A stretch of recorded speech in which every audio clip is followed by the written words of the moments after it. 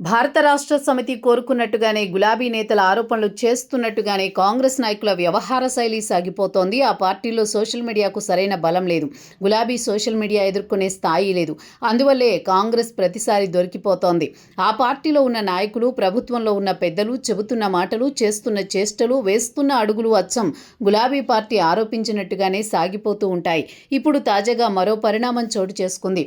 హైదరాబాద్ పరిధిలో 22A వల్ల ఎన్ని రకాలుగా ఇబ్బందులు ఎదురవుతున్నాయో ప్రత్యేకంగా చెప్పాల్సిన పనిలేదు. గతంలో హైకోర్టు సూచనల మేరకు కొన్ని ప్రాంతాలను మాత్రమే నిషేధిత జాబితాలో చేర్చాల్సిన రెవెన్యూ అధికారులు ఆ వ్యవహారం మీద ఎటువంటి సమీక్ష జరపకుండానే ప్రైవేటు స్థలాలను కూడా 22A జాబితాలో చేర్చారు. దీంతో చాలామంది ఆ స్థలాలను అమ్ముకోలేక, కొనుగోలు చేసిన వారు రిజిస్ట్రేషన్ చేసుకోలేక ఇబ్బంది పడుతున్నారు.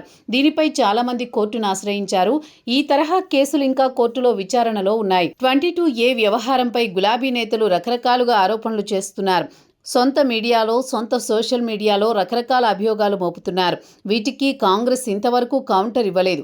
అధికార యంత్రాంగం క్లారిటీ ఇచ్చే ప్రయత్నమూ చేయలేదు. ఫలితంగా గులాబీ పార్టీ చేస్తున్న ప్రచారమే నిజమని చాలామంది నమ్ముతున్నారు కూడా. మొత్తానికి రేవంత్ స్పందించిన తీరు, ఈ వ్యవహారం మీద తెలంగాణ రెవెన్యూ మంత్రి పొంగులేటి మాట్లాడారు.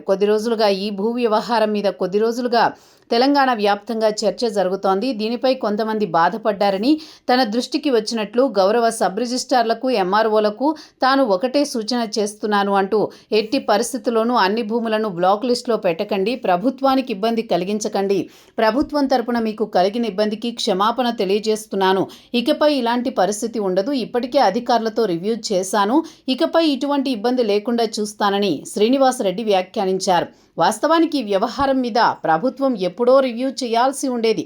సమస్య తీవ్రతను గుర్తించి పరిష్కారానికి అడుగులు వేయాల్సి ఉండేది. అలా కాకుండా ఇంత జరిగిన తర్వాత, గులాబీ నేతలు ఈ స్థాయిలో రాద్ధాంతం చేసిన తర్వాత ప్రభుత్వం స్పందించడం చేతులు కాలిన తర్వాత ఆకులు పట్టుకున్న సామెతగా మారింది. ఇప్పుడు ఇదే ఆశ హైదరాబాద్ పరిధిలో భూములు కొనుగోలు చేసిన వారిలో ఉంది.